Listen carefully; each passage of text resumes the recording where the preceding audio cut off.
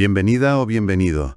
Hoy nos vamos a meter con un concepto clave, diría yo, pero que a lo mejor no todo el mundo conoce bien en el derecho español, la vecindad civil. Tenemos aquí unos textos legales, unos extractos, que nos van a servir un poco de guía. La idea es entender qué es, claro, pero sobre todo cómo se consigue, cómo se adquiere, y por qué es tan importante en un país como España, que tiene, bueno, esta diversidad jurídica, ¿no? Efectivamente.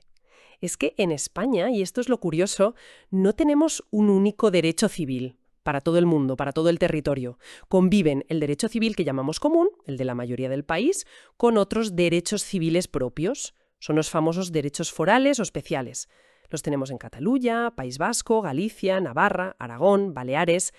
Y la vecindad civil es como la llave, ¿sabes? Es lo que dice qué normas se te aplican a ti, si las comunes o las forales de tu territorio.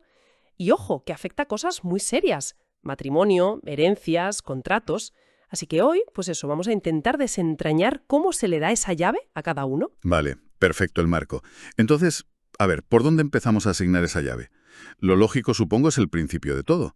Cuando nace una persona, ¿cómo se decide la vecindad de un recién nacido? ¿Tiene que ver dónde nace o quiénes son sus padres? Pues mira, sobre todo tiene que ver con los padres. El lugar de nacimiento, de entrada, no es lo principal. Los textos lo dicen muy claro. Si el padre y la madre tienen la misma vecindad civil, cuando nace el niño, pues el hijo tiene esa misma, sea común o sea foral. Y es importante eso en el momento del nacimiento. Es como una foto fija.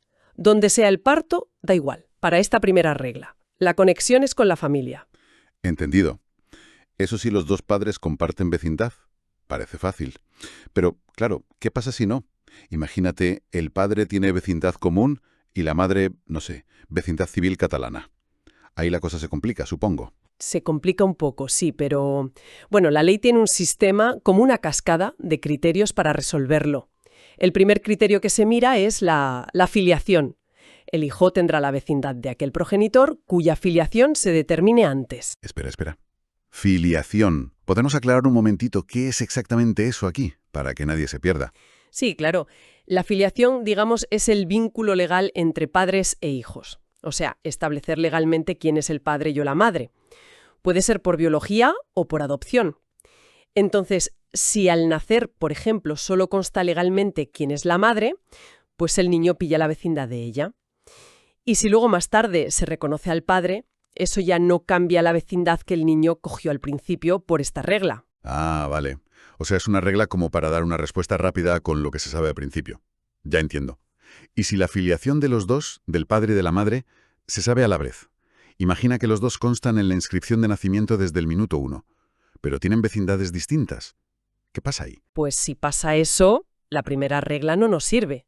Entonces, bajamos al siguiente escalón de la cascada, el lugar de nacimiento. Ahí sí que importa dónde nació. El hijo tendrá la vecindad civil del lugar donde haya nacido. Si nació en Zaragoza, pues aragonesa. Si nació en Madrid, pues común. ¿Y puede haber algún caso, por raro que sea, en que ni siquiera eso funcione? Es muy, muy raro, pero la ley se pone en todo. Si por alguna cosa muy extraña ninguna regla anterior se puede aplicar, yo qué sé, dudas con el lugar de nacimiento o algo así, pues entonces regla de cierre. Al niño se le da la vecindad civil de derecho común, que es la de la mayoría de España, y funciona como en ion moto, como el comodín general, ¿no? Lo interesante es ver que la ley intenta siempre, como sea, asignar una vecindad desde el principio. Para que no haya líos. Se parece un sistema bien tensado para cubrir todos los frentes al nacer. Vale. Ahora, una vez que el niño ya tiene esa vecindad inicial, ¿eso ya es para siempre mientras sea menor? ¿O pueden los padres hacer algo, cambiarla poco después? No sé, imagínate que se mudan o que prefieren que tenga la del otro padre por lo que sea. Pueden intervenir, pero tienen muy poco tiempo, y tienen que hacerlo queriendo, no es automático. Los textos dicen que los padres, o bueno, quien tenga la patria potestad... Perdona que te corte otra vez, que estamos con los términos. Patria potestad. ¿Lo definimos rápido también? Claro, la patria potestad. Son los derechos y sobre todo deberes que tienen los padres sobre los hijos menores no emancipados, para protegerlos, cuidarlos, educarlos, administrar sus cosas. Lo normal. Pues eso, quienes tengan la patria potestad, los dos juntos, pueden decir: queremos que el niño tenga la vecindad de uno de nosotros, Pueden elegir la del padre o la de la madre. Pero, y aquí está la clave, solo tienen 6 meses. 6 meses desde el nacimiento o desde la adopción para ir al registro civil y decirlo formalmente. 6 meses. Uf, es poquísimo tiempo, la verdad, con todo el lío de un bebé o una adopción. ¿Se usa mucho esta opción en la realidad? ¿O a lo mejor los padres ni se enteran de que pueden hacerlo? Pues es buena pregunta. Yo diría que no se usa masivamente, seguramente por eso, por desconocimiento y por el plazo tan corto. Exige que los padres estén al tanto de qué implica la vecindad civil y que se muevan rápido. Pero bueno, la opción está ahí, permite que la familia decida si quiere alinear la vecindad del hijo con uno de los padres, si es distinta de la que le tocó por las reglas automáticas. Y no es una tontería, porque como veremos, la vecindad afecta a cosas como la herencia futura del hijo. Y un punto importante que leí en los textos, que me parece que da como tranquilidad, seguridad jurídica, una vez que el niño tiene su vecindad, sea por nacimiento o por esta opción de los 6 meses. ¿Qué pasa si luego los padres cambian su propia vecindad? O si pierden la patria potestad. ¿Le afecta eso al niño? Una vez fijada, ya no cambia por lo que les pase a los padres después. Ni si cambian ellos de vecindad, ni si pierden la patria potestad. Se protege al menor de cambios legales por cosas que no dependen de él. Su conexión con un sistema legal, común o foral, ya está hecha. Bien, bien. Cubierta la infancia temprana. Pero claro, la gente crece. Llega un momento en que ya no deciden los padres, sino que la propia persona igual quiere decir algo sobre su vecindad, ¿no? ¿Cuándo puede pasar eso? Sí, la ley reconoce que la capacidad va aumentando.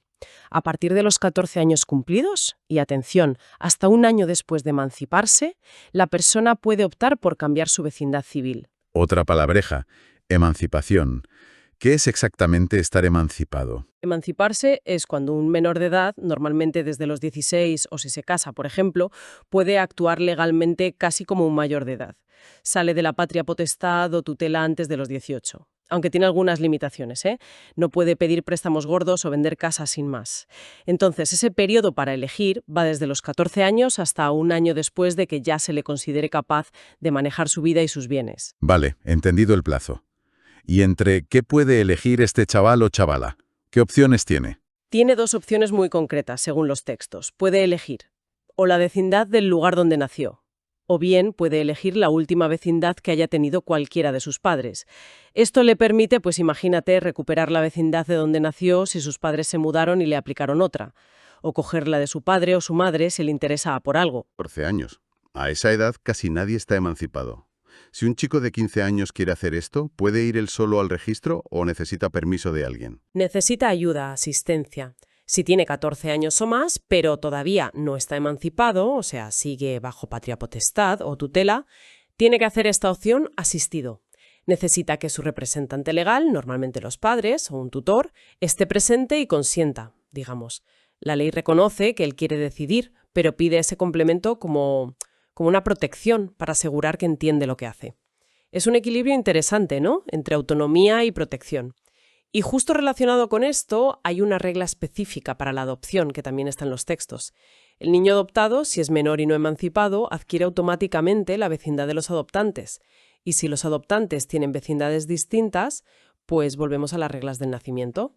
La filiación que se determine antes, el lugar de nacimiento, que aquí sería la residencia común de los adoptantes, y si no, el derecho común.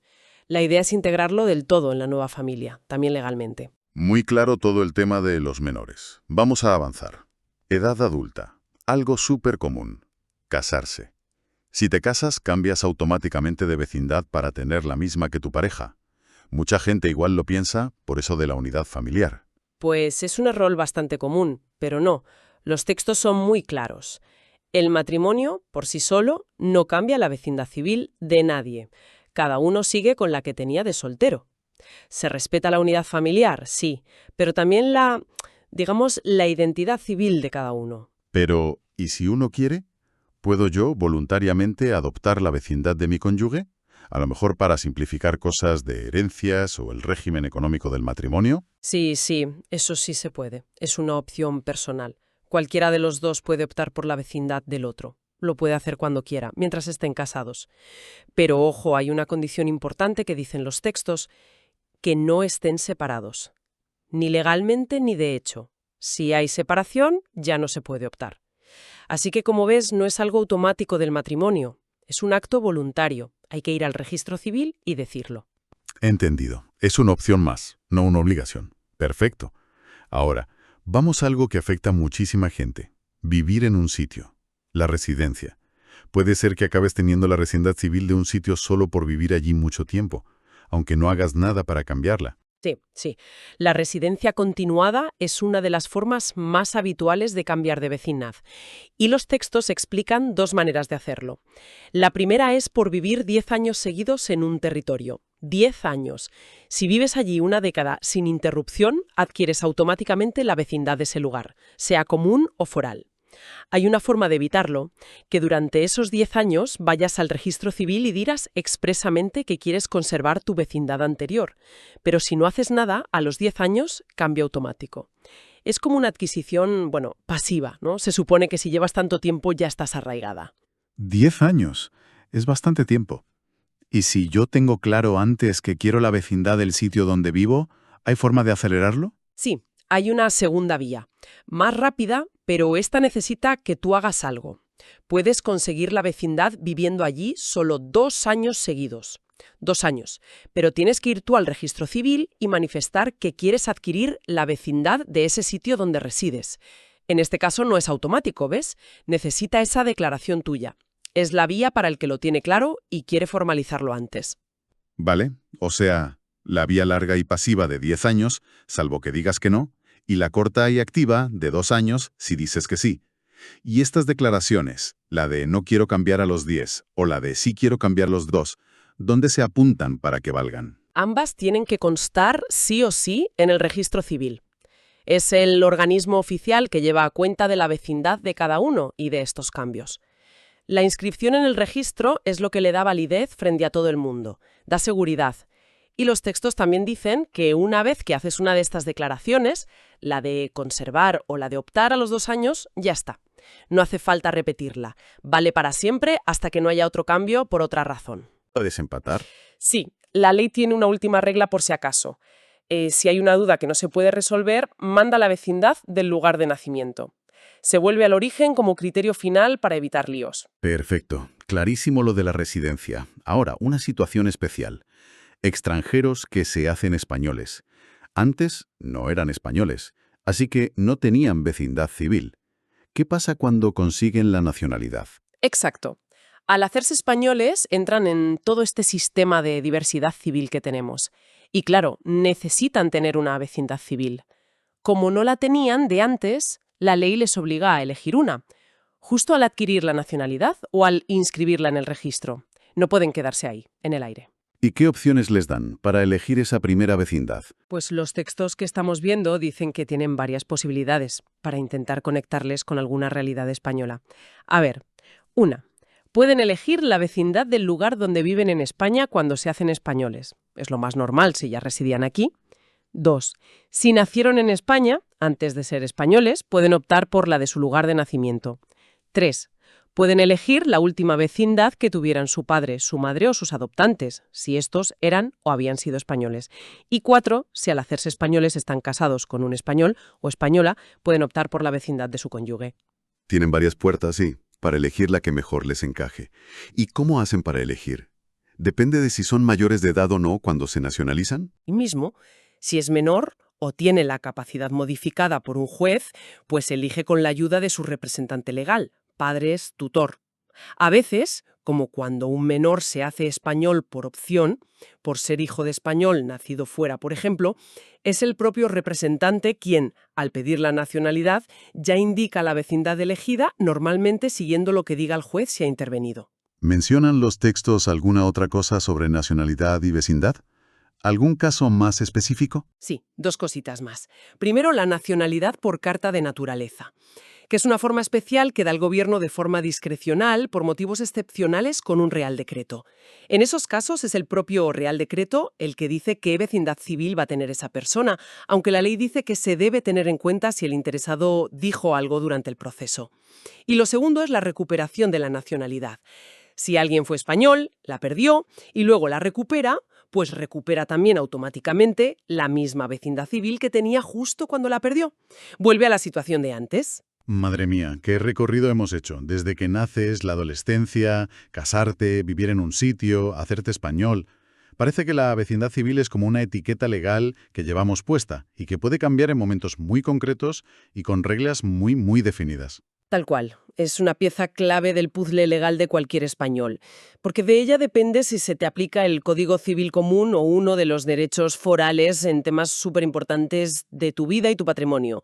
Y como hemos visto, no es algo fijo. Se puede adquirir por los padres, por donde naces, por elección de los padres, por elección tuya desde los 14, por elección de tu cónyuge, por vivir mucho tiempo en un sitio, 10 años si no dices nada, o menos tiempo, 2 años si lo pides, o al hacerte o volver a ser español. Es un sistema que intenta reflejar de dónde vienes, dónde vives o qué decides tú expresamente.